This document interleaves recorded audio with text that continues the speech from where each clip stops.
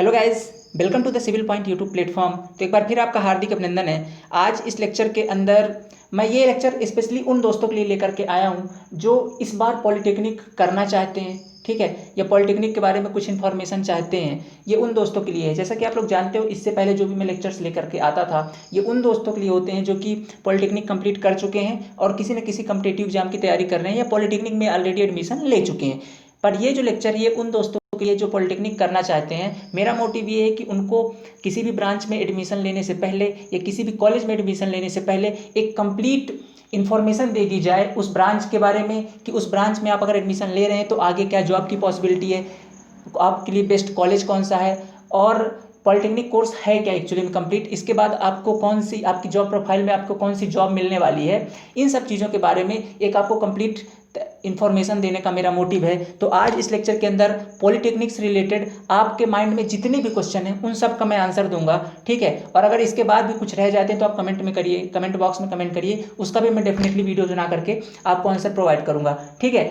और अगर चैनल पर नए हो तो चैनल को सब्सक्राइब कीजिए। इसके बाद मैं पॉलिटेक्निक में जो स्टूडेंट इस बार एंट्रेंस एग्जाम दे रहे हैं उनको लेकर के 8 से 10 वीडियो लगातार लेकर के आने वाला हूं। जैसा कि आप लोग जानते हैं, आपकी जो टेंटेटिव डेट है एंट्रेंस एग्जाम की वो 25 जुलाई रखी गई। डेफिनेटली वो बढ़ेगी बढ़ेगी, क्योंकि आपका जो एग्जाम फॉर्म का डेट है वो ऑलरेडी बढ़ी हुई है, 5 जुलाई हो चुकी है, तो इसकी भी डेट बढ़ेगी, ठीक है। तब तक मैं आपको कंप्लीट एक स्ट्रेटजी दूंगा कैसे आप अपनी तैयारी को बहुत शानदार तरीके से कर सकते हो, किस तरह से आपको पढ़ाई करनी है जिससे आप अच्छा स्कोर करके एक अच्छा ब्रांच और एक अच्छा कॉलेज सेलेक्ट कर सकते हो, ठीक है। तो ये आपको एक कंप्लीट मैं इन्फॉर्मेशन देने वाला हूँ इस वीडियो के अंदर, और इसके बाद भी और कई सारी वीडियोज आएंगी। तो चैनल पर नए हो चैनल को सब्सक्राइब जरूर करो और अपने सारे दोस्तों तक शेयर जरूर करो, ठीक है, ताकि आपको कोर्स को करने से पहले एक कंप्लीट इन्फॉर्मेशन मिल सके और आप एक कंप्लीट माइंडसेट के साथ किसी भी ब्रांच में जाएं, ठीक है। मैक्सिमम स्टूडेंट के साथ यही प्रॉब्लम होती है कि वो ब्रांच सेलेक्ट कर लेते हैं किसी के कहने पर या अपने भाइयों के कहने पर, उनको एक कंप्लीट इन्फॉर्मेशन नहीं होती है कि इसके आगे जॉब की पॉसिबिलिटी क्या है, आप किस सेक्टर में जाकर के इतना अच्छा कर सकते हो, ठीक है। तो आपको एक कंप्लीट इन्फॉर्मेशन में देना मेरा मोटिव है। और आपको अगर अभी भी कोई डाउट रहेगा इस वीडियो के बाद तो आप मेरे से कमेंट बॉक्स में पूछ सकते हैं, ठीक है, ओके। तो चलिए लेक्चर को स्टार्ट करते हैं। और आपको मैंने कुछ यहाँ पे क्वेश्चन सेलेक्ट किए हुए हैं जो मेरे माइंड में आए हैं, जो कि एक नॉर्मल स्टूडेंट जब पहली बार ऐसे इंजीनियरिंग कोर्स के बारे में सोचता है, ठीक है, 12th के बाद या 10th के बाद, तो उसके माइंड में आते हैं। उन क्वेश्चन को मैं बारी बारी करके आपके सामने एक्सप्लेन करूंगा, ठीक है। तो चलिए दोस्तों स्टार्ट करते हैं। ओके फ्रेंड, तो देखो आप सामने देख रहे होगे पॉलिटेक्निक कोर्स क्या है। पहला क्वेश्चन तो मेरा ये होता है, सभी नॉर्मल स्टूडेंट के मन में होता है कि पॉलिटेक्निक है क्या, क्या कैसा होता है, उसके बारे में थोड़ा सा इन्फॉर्मेशन दूंगा। इसके अंदर फिर बेस्ट ब्रांच कौन सी है, आपको किस ब्रांच में एडमिशन लेना है, बेस्ट कॉलेज कौन सा है, आप कौन से कॉलेज में जाएँ, ठीक है। इसके बाद एक बहुत बड़ा क्वेश्चन आता है यार कि 10th की बात करें या 12th के बाद। अब जिन्होंने 12th के बाद कर लिया है वो पॉलिटेक्निक करना चाहते हैं तो नो डाउट कोई दिक्कत नहीं, आप करिए। लेकिन अगर आप 10th में है तो क्या 10th के बाद करना सही रहेगा पॉलिटेक्निक या 12th के बाद करना सही रहेगा, ठीक है। इस बारे में मैं आपसे बात करूंगा। इसके बाद आफ्टर कंप्लीटिंग डिप्लोमा, अगर आपने डिप्लोमा कर ली है तो आपको जॉब कौन सी मिलेगी, ठीक है। अगर आपने कर लिया उस किसी ब्रांच को सिलेक्ट करके तो आपको जॉब कौन सी मिलेगी और उस जॉब की प्रोफाइल क्या होगी, कितनी आपकी सैलरी रहेगी और क्या पॉसिबिलिटीज है, इन चीज़ों पर डिस्कस करूंगा ताकि आपको करने से पहले ही सारी जानकारी रहे और आप एक कंप्लीट माइंडसेट के साथ इस कोर्स में एडमिशन ले सको, ठीक है। और अगला क्वेश्चन है आपका कि 12th के बाद बीटेक करें या पॉलिटेक्निक करें। जैसे अगर आपने 12th कर लिया है तो क्या आपके लिए बीटेक करना ज़्यादा सही रहेगा या कि पॉलिटेक्निक करना सही रहेगा, क्योंकि पॉलिटेक्निक 3 साल का और बीटेक आपका 4 साल का होता है। वो डिप्लोमा है पॉलिटेक्निक और बीटेक आपका एक कंप्लीट ग्रेजुएशन है। तो आपको कौन सा करना चाहिए, या तो डिप्लोमा करना चाहिए या बीटेक करना चाहिए, इस बारे में भी आपसे मैं अभी बात करूंगा, ठीक है। तो अभी चैनल पर नए हो तो सब्सक्राइब करो और चलो स्टार्ट करते हैं लेक्चर बहुत ही शानदार तरीके से। पहला क्वेश्चन आपका क्या है, ठीक है। अगर इसके बाद भी इतने क्वेश्चन की लिस्ट में से कुछ क्वेश्चन रह जाते हैं तो आप कमेंट बॉक्स में जरूर बता दीजिएगा। पहला क्वेश्चन आपका है कि पॉलिटेक्निक कोर्स क्या है, ठीक है दोस्त। पहले चीज समझिए, देखो पॉलिटेक्निक कोर्स एक प्रकार का इंजीनियरिंग फील्ड में डिप्लोमा है, समझ रहे हैं बात को। डिग्री नहीं है, भले 3 साल का, लेकिन डिप्लोमा है किस फील्ड में, इंजीनियरिंग फील्ड के अंदर। अब आपको पता होना चाहिए कि भाई इंजीनियरिंग फील्ड क्या होती है। समझिए मेरी बात को, आपने 10th तक साइंस पढ़ी है, पढ़ी ना सबने, साइंस पढ़ी है, 12th तक पढ़ी है साइंस। साइंस के अंदर हम लोग क्या करते हैं, साइंस के अंदर हम लोग क्या करते हैं, नए नए फार्मूलाज को बनाते हैं, ठीक है, नए नए फार्मूलाज बनाते हैं। जैसे आपने लॉ पढ़ लिया, लॉ पढ़ा, लॉ ऑफ ग्रेविटी पढ़ा, लॉ ऑफ मोशन पढ़ा, ये सब आपने उनकी थ्योरी पढ़ी, कहाँ पढ़ी है, साइंस के अंदर। अब उनको अप्लाई करना है। जैसे आपने पढ़ा every reaction to opposite reaction, हर क्रिया की विपरीत प्रतिक्रिया होती है, Newton's third law of motion, सबने पढ़ा भाई, कोई दिक्कत नहीं। अब इसको अप्लाई कहाँ करोगे साहब, भाई बता दो आप। यही अप्लाई करने का फील्ड है इंजीनियरिंग फील्ड, ठीक है, इंजीनियरिंग फील्ड। और इसी इंजीनियरिंग फील्ड में 3 वर्षीय डिप्लोमा, 3 ईयर का डिप्लोमा होता है आपका पॉलिटेक्निक, क्लियर बात, आगे ना बात समझ में। एक प्रकार की ITI से थोड़ी सी ऊंची पोस्ट है, बीटेक से थोड़ा सा नीचे का पोस्ट है, बात समझ में आ गई। 3 वर्ष का डिप्लोमा। अब कुछ डिप्लोमा ऐसे भी हैं जो 2 वर्ष के भी होते हैं, है ना, और कुछ 3 साल के भी होते हैं। 1 साल का कोई नहीं होता, या तो 2 साल का हो गया, 3 साल का होगा। इसके अंदर कई सारी ब्रांच आती हैं, जैसे कि पहली ब्रांच कौन सी आती है आपकी, पहली ब्रांच होती है आपकी जैसे सिविल हो गया, मैकेनिकल हो गए, इलेक्ट्रिकल हो गया, इलेक्ट्रिकल एंड इलेक्ट्रॉनिक्स हो गया, इलेक्ट्रिकल एंड टेलीकम्युनिकेशन हो गया, कंप्यूटर साइंस हो गया, और आपकी माइनिंग हो गई। माइनिंग में 2 आते हैं, एक MMS mining and mine serving, और एक होता है माइन सर्विंग। माइन सर्विंग आपका 2 वर्ष का होता है, क्योंकि सर्वेयर की जॉब होती है इससे, और एक होता है MMS यानी कि माइनिंग एंड माइनिंग सर्विंग, ठीक है। और ये जितने मैंने ब्रांच अभी आपको बताए, ये कंपलसरी आपको सभी पॉलिटेक्निक कॉलेज के अंदर मिल ही जाएंगे, ठीक है, इतने मिल ही जाते हैं। इसके बाद कुछ एक्सेप्शंस होते हैं, जैसे कुछ और एक्स्ट्रा कोर्स ऐड किए गए, जैसे कंप्यूटर हार्डवेयर होता है पॉलिटेक्निक कोर्स के अंदर, एक फैशन डिजाइनिंग का भी होता है, एक ऑटोमोबाइल्स का भी होता है। ये जो है ये कुछ स्पेशल कॉलेज के अंदर ही आपको देखने को मिलेंगी। अब इनको आप चूज कर सकते हो अपने इंटरेस्ट के बेसिस पर कि आपको कौन सा ब्रांच चूज करना है, ठीक है। तो एक पॉलिटेक्निक कोर्स आपका 3 वर्षीय डिप्लोमा है। इसके पश्चात अभी आगे अपन क्वेश्चन बात करेंगे कि इसके अंदर जॉब कौन सी मिलेगी, तो आपको सिंपली समझना है कि 3 साल का डिप्लोमा है। और एक अच्छी चीज़ ये है कि अगर आपको एक गवर्नमेंट कॉलेज मिल जाता है, ठीक है, एक गवर्नमेंट कॉलेज मिल जाता है और आपकी जो आपके पास इनकम सर्टिफिकेट है, तो आपका जो ये डिप्लोमा है कंप्लीट, आपका जो डिप्लोमा है कंप्लीट, मुश्किल से 500 से 700 रुपये पर ईयर की फीस रहेगी आपकी, ठीक है, ज़्यादा से ज़्यादा 1000 रुपये, क्योंकि आपकी फीस जो भी 8000 रुपये लगेंगी वो विवेकानंद स्कॉलरशिप के थ्रू पूरे पैसे वापस आ जाएंगे, ठीक है। और अगर आप कैटेगरी बिलोंग करते हैं, जैसे OBC हो गया, ST हो गया, SC हो गया, तो आपको ज़्यादा स्कॉलरशिप मिलेगी, यानी 11th या 12,000। तो आपको अगर आपकी इनकम इकोनॉमिक कंडीशन थोड़ी सी डाउन है, तो आप इसके थ्रू बहुत ही अच्छा सा डिप्लोमा कर सकते हैं पॉलिटेक्निक के अंदर, ठीक है, और एक इंजीनियरिंग फील्ड में जा करके अच्छा कर सकते हैं। तो ये हो गया 3 वर्षीय एक डिप्लोमा है। पहला क्वेश्चन आपके माइंड में एकदम क्रिस्टल क्लियर हो गया होगा, ठीक है दोस्त, कोई दिक्कत नहीं ना। चलिएगा, अब मैंने अभी इसके अंदर कई सारी ब्रांचेज बताई, ठीक है, कई सारी, जैसे सिविल बताया, मैकेनिकल बताया, इलेक्ट्रिकल बताया, CS बताया, ठीक है, और कंप्यूटर साइंस हो गया आपका, और इलेक्ट्रॉनिक एंड टेलीकम्युनिकेशन हो गया, और आपका माइनिंग एंड माइन सर्वेइंग हो गया, और एक हो गया माइन सर्वेइंग, ठीक है। ये कंपलसरी ब्रांच है जो सभी कॉलेजों में मिलेगी। इसमें से जो माइनिंग एंड माइनिंग सर्वेइंग है और माइन सर्वेइंग है, ये जो 2 ब्रांच है, ये आपको कुछ ही कॉलेजों के अंदर मिलेगी, ठीक, इसकी सीटें कम होती हैं, जनरली सभी कॉलेज में नहीं होती हैं। मध्य प्रदेश के अंदर बात करूँ तो केवल 2 ही कॉलेज में MMS और MS की जो ब्रांचेज हैं, पहली तो शहडोल कॉलेज, शहडोल पॉलिटेक्निक, और दूसरा है आपका बैढ़न पॉलिटेक्निक, ठीक है। ये 2 ही कॉलेज हैं, छिंदवाड़ा डिस्ट्रिक्ट में पड़ता है बैढ़न, ये 2 ही डिस्ट्रिक्ट है जिनके अंदर आपको देखने को मिलेंगी, ठीक है। अब इनकी सीट्स कम है। अब यहाँ से, हाँ, अगला क्वेश्चन है आपका, बेस्ट ब्रांच कौन सी है। आपने पॉलिटेक्निक में फॉर्म फिलअप कर दिया, ठीक है, पॉलिटेक्निक में आपने फॉर्म फिलअप कर दिया। ये सब करने से पहले ना एक क्वेश्चन मैं लास्ट को उठाऊँ इसमें, ठीक है, पॉलिटेक्निक आपको 10th के बाद करना चाहिए या कि 12th के बाद करना चाहिए, पहला क्वेश्चन ये, क्योंकि अभी आप 12th में समझिएगा कि 3 वर्ष का डिप्लोमा है, आपके पास इसको करने के बाद ग्रेजुएशन नहीं होगी, आपको एक डिप्लोमा मिलेगा, ठीक है, जिसके थ्रू भी आप कई सारे फॉर्म फिलअप कर सकते हैं, लेकिन जो डिप्लोमा के बेस में होंगे वही, आप ग्रेजुएशन के बेस पर इस 3 वर्ष के डिप्लोमा से कोई फॉर्म फिलअप नहीं कर पाएंगे, पहला क्वेश्चन, ठीक है। तो आप 10th के बाद करें 12th के बाद, तो देखो आप 10th के बाद अगर करते हैं तो 10th के बाद 3 साल का डिप्लोमा, और फिर इसके बाद अगर आप लेटर एंट्री से बीटेक करते हैं तो आपको 1 साल का छूट मिलेगा, तो आप 3 साल का बीटेक, कुल मिलाकर कितने हो गए, 6 साल। 6 साल में मतलब 10th के बाद 6 साल में आपके डिप्लोमा भी और बीटेक दोनों कंप्लीट हो जाते हैं बहुत अच्छी तरीके से, ठीक है, कोई दिक्कत नहीं। लेकिन अगर आप 12th के बाद करते हैं तो आपको 2 साल एक्स्ट्रा पढ़ना पड़ता है, क्योंकि आप जब भी 12th के बाद पॉलिटेक्निक करते हैं तो फिर इसके बाद आपको 3 साल लेटर एंट्री में देना पड़ता है। तो आपको जो 11th और 12th है, ये आपका लगभग, अगर आप इंजीनियरिंग फील्ड में ही जॉब करना चाहते हो तो ये वेस्ट हो जाता है, क्योंकि आपने उसी टाइम पर पॉलिटेक्निक किया हुआ है 10th के बेस पे, तो फिर आपको ये वेस्ट हो जाता है एक तरीके से कहा जाए तो, ठीक है। लेकिन कहते हैं ना, नॉलेज कभी वेस्ट नहीं होता, वो आपको काम ही देता है। आप जब आप 12th के बाद जाते हो तो एक अच्छा कॉन्फिडेंट फील करते हैं डिप्लोमा के अंदर, और आपके CGPA अच्छे बनते हैं। मोस्टली जो 10th के स्टूडेंट होता है वो थोड़ा सा उतना कंफर्टेबल नहीं होता है, क्योंकि जो डिप्लोमा के अंदर जो सब्जेक्ट्स होते हैं वो इन द 12th लेवल के होते हैं, ठीक है, 12th लेवल के होते हैं कुछ, तो उसके अंदर आप एक अच्छा कॉन्फिडेंट फील करते हैं अगर आप 12th के बेस पे जाते हैं। लेकिन अगर आपको टाइम बचाना है अपना, समझिएगा मेरी बात को, आप दोनों एस्पेक्ट से देखिए। अगर आप टाइम बचाना चाहते हो, ठीक है, और इसके बाद तो बीटेक करना कंपलसरी है, क्योंकि आप डिप्लोमा के बाद बीटेक तो करोगे ही करोगे, क्योंकि बिना ग्रेजुएशन के आपको एक जॉब तो ठीक है डिप्लोमा के बेस पे मिल जाएंगी, लेकिन उस लेवल का आपका प्रमोशन नहीं हो पाएगा उस पोस्ट पर, इसलिए आपको बीटेक करना कंपलसरी हो जाएगा। तो अगर आप 2 साल पढ़ने बचाने चाहते हो, ठीक है, तो आपको 10th के बाद करना अच्छा रहेगा, ठीक है, और आप इसके बाद डिप्लोमा में जाकर के भी 12th तक की पढ़ाई कर सकते हो, कोई दिक्कत नहीं होती है। क्लियर दोस्त, यहाँ तक समझ में आ गई ना आपकी बात, ठीक है।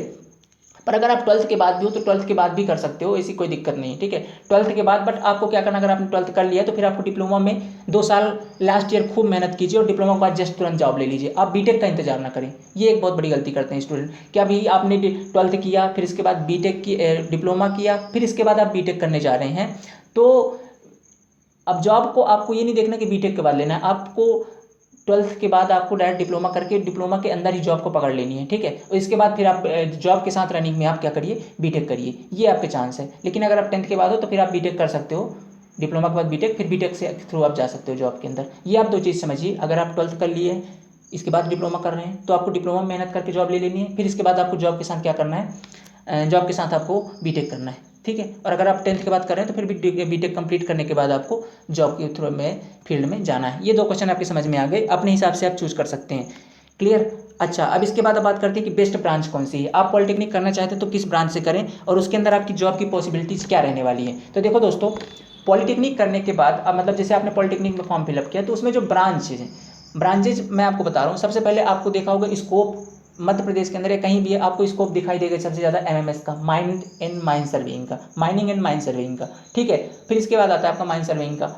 फिर अब इसके बाद जो आपके ब्रांचेज जैसे सिविल हो गया, इलेक्ट्रिकल हो गया, मैकेनिकल हो गया और इलेक्ट्रिकल एंड टेलीकम्युनिकेशन और कंप्यूटर साइंस, ये 5 ब्रांच बचती हैं जिनके अंदर थोड़ा सा रेसिजम है, जिनके अंदर थोड़ा सा कंपटीशन रहता है। सबसे ज़्यादा कंपटीशन आपको देखने को मिलेगा एमएमएस के अंदर।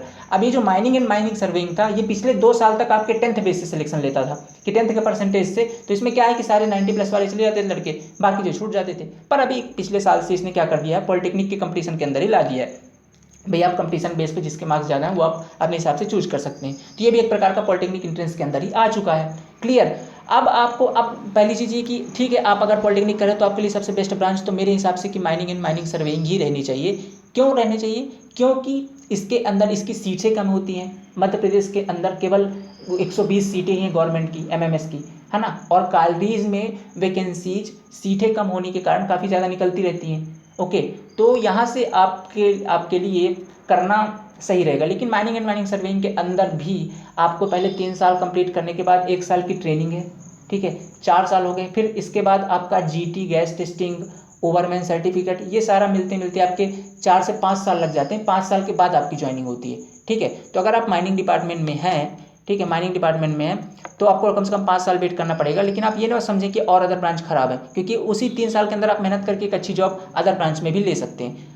As compare to other branch, mining and mining surveying में जॉब पाना थोड़ा सा आसान है, क्योंकि वो जो कंपटीशन का लेवल है वो अदर ब्रांच की तुलना में थोड़ा सा कम है। क्योंकि ये जो 120 सीटें हैं, आपका कंपटीशन इन 120 और कुछ 1-2 साल के आगे पीछे स्टूडेंट से ही रहता है। तो एज कम्पेयर टू अगर आपके अंदर मेहनत करने की थोड़ी सी कैपेबिलिटी है तो आपको जॉब बहुत आसानी से इस फील्ड में मिल जाती है। लेकिन इसका मतलब ये नहीं कि आपकी दूसरी ब्रांच खराब है। थोड़ा सा कंपटीशन वहाँ ज़्यादा है, क्योंकि वहाँ सीटें ज़्यादा हैं। हर कॉलेज में आपको सिविल की सीटें मिल जाएंगी, मैकेनिकल की सीटें मिल जाएंगी, इसलिए कंपटीशन ज़्यादा है। कंपटीशन ज़्यादा है इसलिए, अब ऐसा नहीं कि जॉब की पॉसिबिलिटी वहाँ नहीं, वहाँ भी है, लड़के वहाँ पे ज़्यादा है। इसलिए एमएमएस सबसे बेस्ट ब्रांच मानी जाती है, क्योंकि इसकी सीटें कम है। तो आप अगर भर रहे हैं तो सबसे पहले तो आप एमएमएस ही चूज कीजिए।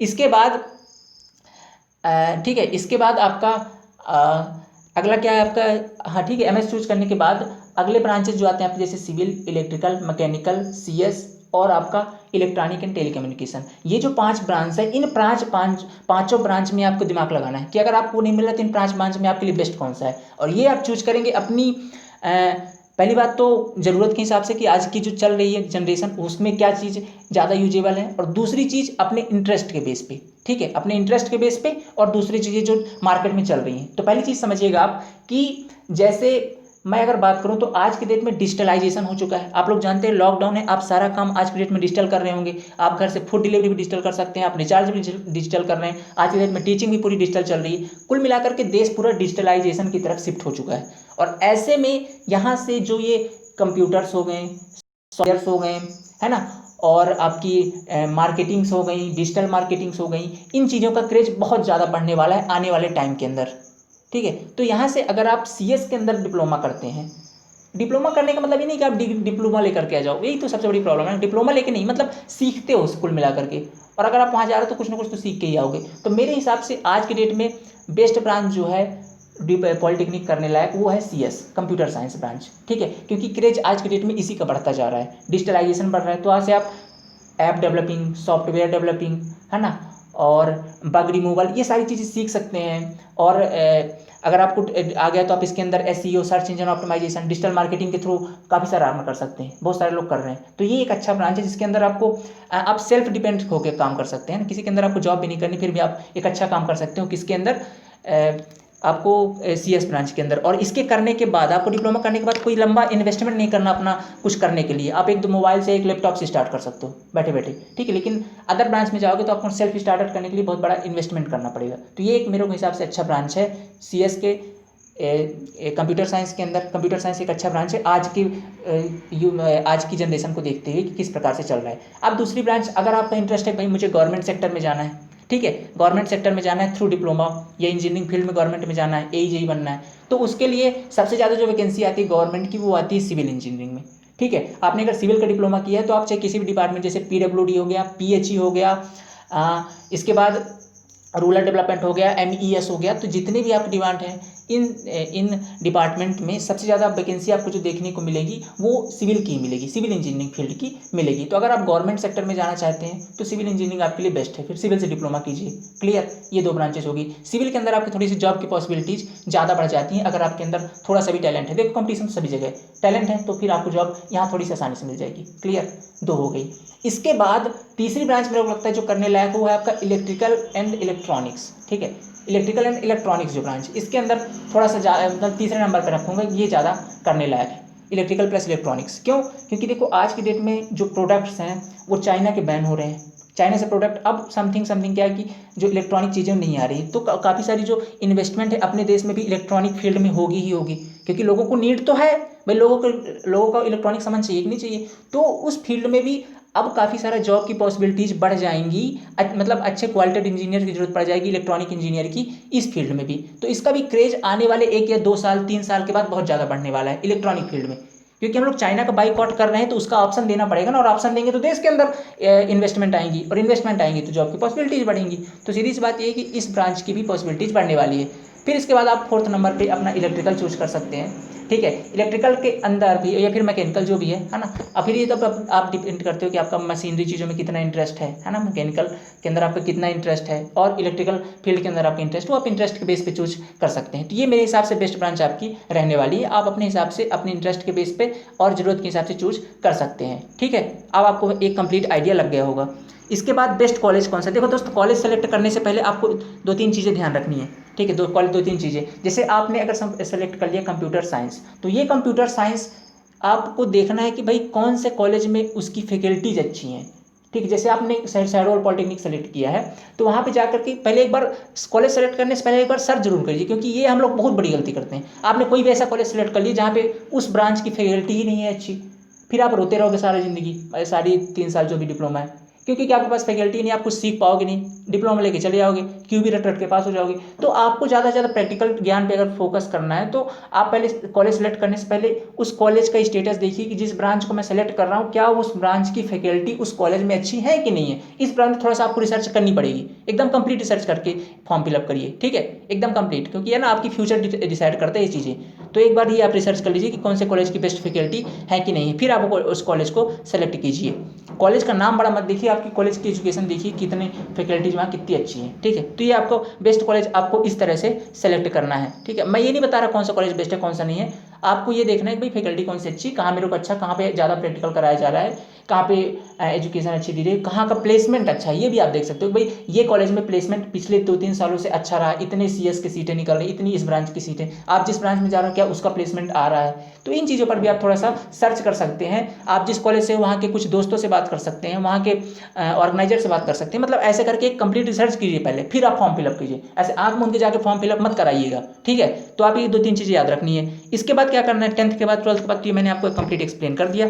इसके बाद क्या है, आफ्टर डिप्लोमा आपको कौन सी जॉब मिलेगी। चलो मान लो आपने किसी भी ब्रांच के अंदर डिप्लोमा कंप्लीट कर लिया, अगर आपने माइनिंग से किया तो आप माइनिंग सेक्टर में जाके ट्रेनिंग आपको दी जाएगी कॉलेज की तरफ से, अदर ब्रांचों में नहीं दी जाती है, सिर्फ माइनिंग सर्विंग में मिलेगी, MMS में मिलेगी और MMS मिलेगी, ठीक है, दोनों MS और MMS में मिलेगी, बाकी किसी में आपको ट्रेनिंग नहीं मिलेगी। ट्रेनिंग आपको दे दी गई है, ट्रेनिंग मिलने के बाद जैसे माइनिंग में वैकेंसी जाती है तो आपको वहाँ से आपको उसका एग्जाम क्वालिफाई करना है। एग्जाम क्वालिफाई करना इसलिए आसान होता है, जॉब इसलिए आसानी से मिल जाती है क्योंकि लोग कम होते हैं ना, 120 सीट ही तो है, लोग कम है, ज़्यादा 2-3 साल के आगे पीछे रहते हैं तो 100 मतलब 500-700 लड़के हैं, उसी के बीच कंपटीशन है, सीट ही आ गई ज़्यादा, इसलिए आसानी से सबकी जॉब लग जाती है। ठीक है, अब अगर अदर ब्रांच से आपने किया है तो उसके लिए जॉब की पॉसिबिलिटी क्या है? तो देखो, अगर मैं सिविल की बात करूँ, अगर आप गवर्नमेंट सेक्टर की तैयारी करना चाहते हैं, गवर्नमेंट सेक्टर में जाना चाहते हैं, तो सिविल के अंदर कई सारी वैकेंसीज आती हैं। जैसे आप सिविल के थ्रू सबसे ज़्यादा ऊंची पोस्ट में डिप्लोमा के लेवल से जा सकते हैं एसएससी जेई के थ्रू।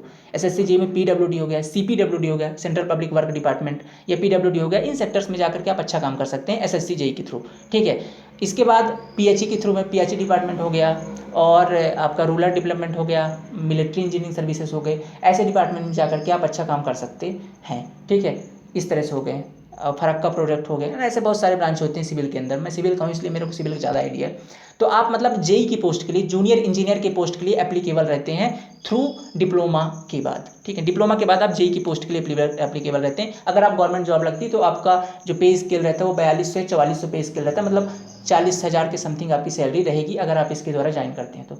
रेलवे जेई में भी, मतलब जेई की जिस जिस पोस्ट में होती है वहाँ के लिए आप एलिजिबल रहेंगे। ठीक है, जेई जूनियर इंजीनियर की। तो ये है आपका डिप्लोमा के बाद जॉब का स्टेटस। ठीक है, एक अच्छा स्टेटस रहता है, ऐसा कुछ नहीं है। इसके बाद अब क्या है अगला की जॉब की, हाँ अब ये देखो सिविल के अंदर हो, अब अगर आप मैकेनिकल के अंदर हो तो जूनियर इंजीनियर की जॉब वहाँ भी निकलती है, बट उस लेवल की थोड़ी सी गवर्नमेंट सेक्टर कम रहती है, क्योंकि मैकेनिकल की जो गवर्नमेंट फील्ड्स हैं वो थोड़ा सा as compare to other branch कम है। ठीक है, तो इसलिए मैकेनिकल फील्ड में आपको प्राइवेट सेक्टर में काफ़ी ज़्यादा पॉसिबिलिटीज़ है। आप प्राइवेट सेक्टर में बहुत अच्छा काम कर सकते हो। सैलरी मेरे हिसाब से प्राइवेट सेक्टर की, अगर आपके अंदर क्वालिटी है, आपने काफ़ी टाइम किसी कंपनी में दे दिया 5-7 साल, तो प्राइवेट सेक्टर से, गवर्नमेंट सेक्टर से भी ज़्यादा सुविधाएं देती है प्राइवेट सेक्टर। ठीक है, तो मैकेनिकल फील्ड के अंदर है आप, तो वहाँ भी जेई की जितनी पोस्ट होती हैं, ठीक है, वहाँ भी आप ज्वाइन कर सकते हैं। तो ये आपका एक जॉब स्टेटस रहता है। इलेक्ट्रिकल के अंदर भी आपका वही है ना, जेई की पोस्ट इलेक्ट्रिकल फील्ड में, जैसे बिजली विभाग वगैरह में जेई की वैकेंसी आती रही, तो अगर आपने इलेक्ट्रिकल से किया है तो वहाँ आप जा सकते हो। ठीक है, तो इस तरह करके आप, रेलवे में कई सारी इलेक्ट्रिकल की वैकेंसी आती है ना, तो वहाँ भी आप जा करके ज्वाइन कर सकते हो। कुल मिला के एक हाईएस्ट जो पोस्ट होती है इसकी, आप जेई के लिए फिल कर सकते हैं। ठीक है, थ्रू एसएससी के द्वारा आप जा सकते हैं। उसमें ज़्यादा वैकेंसी सिविल की रहती है, इसलिए मैंने प्रेफर किया था कि सिविल से करेंगे तो गवर्नमेंट के ज़्यादा चांसेस है। क्लियर बात, यहाँ तक आपके समझ में आ गई। अब जॉब की पॉसिबिलिटीज़ ये है कि भाई जॉब की पॉसिबिलिटी डिपेंड करता है आपका कि आपने किस ब्रांच से, जैसे आपने एमएमएस से किया है तो जल्दी आपकी जॉब लग सकती है, 5 साल के अंदर, 5 से 6 साल के अंदर आपकी ज्वाइनिंग हो जाती है। ठीक है, 5 से 6 साल लग ही जाते हैं। अगर आपने सिविल वगैरह से किया है तो फिर आप तैयारी कीजिए गवर्नमेंट की, टैलेंट फिर लाइए, तब फिर आपका कंपटीशन निकलेगा। या कि प्राइवेट सेक्टर में जाना चाहते हैं तो फिर आप किसी कॉन्ट्रैक्टर के अंदर जुड़ सकते हैं, या कि फिर अपना खुद का कुछ स्टार्टअप कर सकते हैं। तीसरी चीज़ क्या, अगर मैकेनिकल से है तो आपको कोई प्राइवेट कंपनीज पकड़नी पड़ेंगी, वहाँ जाइएगा। अगर आपने इलेक्ट्रिकल से किया तो आपको इलेक्ट्रिकल फील्ड पकड़िए। तो ऐसे करके आपको जॉब की पॉसिबिलिटीज़ यही होती हैं। ठीक है, as compare to BTech student आपको जॉब इजीली मिल सकती है पॉलिटेक्निक के थ्रू। ठीक है, यहाँ तक समझ में आ गई।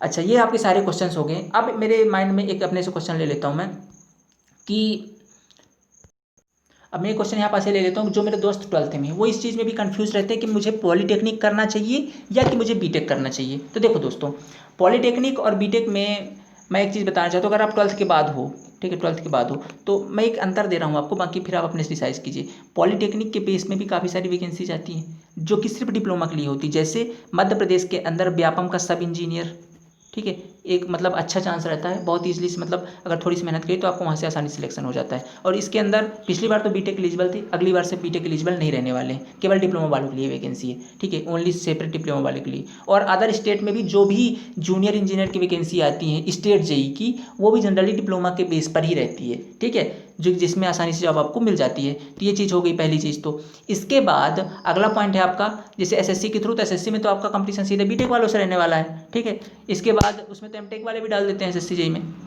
रेलवे जेई में भी सेम चीज़ होती है। अदर भी जो जेई है उसमें सब कम एलिजिबल रहता है, लेकिन कुछ जगह ऐसी भी होती हैं जहाँ पे सिर्फ डिप्लोमा वाले एलिजिबल हैं, इसलिए आपको डिप्लोमा, मेरे हिसाब से एक मैं अगर लास्ट में आपको बेस्ट राय दूँ ना, तो अगर आप 10th में हैं, ठीक है, अगर आप 10th में हैं तो आप डिप्लोमा कीजिए। डिप्लोमा करने के बाद आप बीटेक कीजिए, और फिर इसके बाद आपको या तो आप डिप्लोमा से भर सकते हैं, बीटेक से भी, दोनों से भर सकते हैं। अगर आप 12th के बाद हैं, अगर आप डिप्लोमा ही करना चाहते हैं तो कीजिए डिप्लोमा, पर इस 3 साल के अंदर कोई ना कोई जॉब ले लीजिए। ठीक है, 3 साल कंप्लीट होने के बाद आपने जॉब ले ली, इसके बाद फिर आप बीटेक करिए साथ में। ठीक है, इसके बाद आप चाहे फिर आप यहाँ से प्राइवेट ही जॉब लीजिए, या कि गवर्नमेंट से अच्छी तैयारी की तो गवर्नमेंट निकाल दीजिए। इसके बाद फिर आप क्या कीजिए, बीटेक की तैयारी कीजिए। क्लियर। मतलब एक बैठ के बीटेक करना थोड़ा सा मेरे हिसाब से सही नहीं रहता, क्योंकि यार फिर 3 साल के बाद ना आपके ऊपर थोड़ा सा प्रेशर आ जाता है, फैमिली का प्रेशर आ जाता है, तो वो चीज़ें थोड़ा सा आपको मैनेज करनी पड़ती है। तो आपको क्या करना है, बीटेक साथ साथ आपके करना है, लेकिन जॉब के साथ करनी है, ठीक है। तो इस तरह से करके आप जो भी पॉलिटेक्निक का कोर्स कंप्लीट कर सकते हो। मेरे हिसाब से आपको एक कंप्लीट इन्फॉर्मेशन मिल गई होगी, कौन सी बेस्ट ब्रांच है, कौन सा बेस्ट कॉलेज है, कैसे आपको चुनाव करना है। इसके बाद अगर भी कुछ भी डाउट है तो मैं भी और वीडियोज़ लेकर के आऊँगा। वीडियो अच्छा लगा हो तो लाइक करिए, या चैनल पर नए हो तो सब्सक्राइब कीजिए और दोस्तों तक शेयर जरूर कीजिए। ओके, मेरा मोटिव ये है कि आपको एडमिशन लेने से पहले एक कंप्लीट इन्फॉर्मेशन रहे उस चीज़ की जिस चीज़ में आप जाना चाहते हो, एक ताकि आप एक कंप्लीट माइंडसेट के साथ जाओ, ना कि ऐसे ही चले जाओ फिर इसके बाद आपको पता चले यार मैं तो यहाँ आ गया। आप देखोगे ना, आप जब पहले दिन पॉलिटेक्निक का जाओगे तो आपसे एक ही क्वेश्चन पूछा जाएगा कि आपने यही ब्रांच क्यों सेलेक्ट करी। उसमें से आपकी क्लास में 2 या 4 लड़के होंगे जो कि जिनके पास एक कंप्लीट माइंडसेट होगा, भाई मैंने कुछ बोलेंगे मेरे ये भैया ने बताया, कुछ नहीं उसने बताया, मतलब उसका कोई नॉलेज नहीं रहता, उन्होंने बोला कि भैया आप ये कर लो तो उन्होंने कर लिया। तो इस तरह से मैं चाहता हूँ कि आपके पास एक कंप्लीट इन्फॉर्मेशन रहे, आप अपने बेस पे डिसाइड करो यार कि मेरा इलेक्ट्रिकल फील्ड में इंटरेस्ट है तो मैं जा रहा हूँ, मेरा कंप्यूटर साइंस में इंटरेस्ट है तो मैं जा रहा हूँ। इंटरेस्ट भी होना चाहिए ना, आदमी फ्रस्ट्रेट हो जाता है फिर 3 साल में, ये कि आगे फिर है ना इंटरेस्ट नहीं होता तो छोड़ देते हैं बहुत सारे लड़के। तो ऐसा ना हो, आप लोग एक कंप्लीट माइंडसेट के साथ जाओ। और कोई इन्फॉर्मेशन चाहिए तो वीडियो के नीचे कमेंट जरूर करो, ताकि मैं आपको एक कंप्लीट स्टडी प्लानिंग आपको बता सकूँ, ठीक है। और हाँ, चैनल पर नए हो तो सब्सक्राइब बिल्कुल करके जाना। और आगे जो लेक्चर है, एग्जाम कैसे क्वालिफाई करना है, कितने मार्क्स का रहने वाला है, काफ़ी सारे वीडियोज़ में इसमें अपलोड करने वाला हूँ, फ्री कंटेंट देने वाला हूँ, चैनल पे जरूर जुड़िएगा। चलिए मिलते हैं नेक्स्ट वीडियो में। Have a nice day, thank you so much.